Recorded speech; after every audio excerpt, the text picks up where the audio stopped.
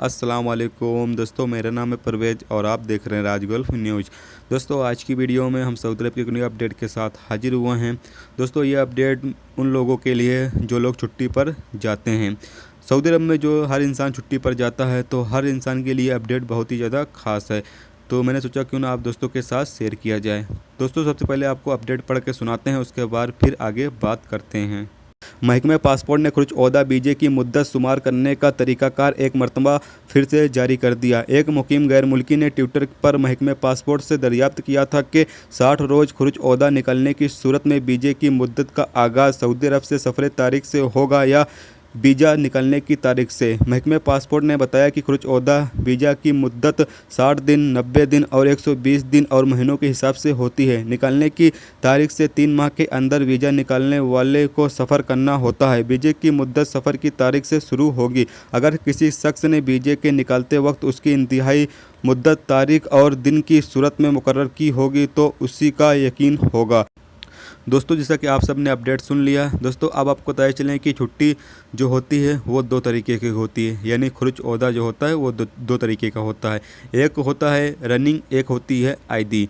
दोस्तों अगर आईदी छुट्टी लगती है तो आपके पास 3 महीने का टाइम होता है। 3 महीने में आप जिस दिन आप सऊदी अरब से रवाना होंगे अपने मुल्क के लिए, उस दिन से आपकी छुट्टी चालू हो जाएगी। अगर आपकी 3 महीने की छुट्टी लगी हुई है तो आपकी 3 महीने की छुट्टी उस दिन से चालू हो जाएगी जिस दिन आप सऊदी अरब को छोड़ेंगे, यानी अपने मुल्क जाने के लिए। लेकिन दोस्तों अगर आपकी रनिंग छुट्टी लगी हुई है, यानी एक छुट्टी होती है रनिंग, अगर आपकी रनिंग छुट्टी लगी हुई है तो फिर आपकी छुट्टी जिस तारीख को लगेगी उसी तारीख से आपकी छुट्टी जो है वो चालू हो जाएगी। आप चाहे फिर सफ़र पे गए हों या सऊदी अरब में मौजूद हों, जितना दिन आप सऊदी अरब में रहेंगे उतनी ज़्यादा आपकी छुट्टी कम होती चली जाएगी।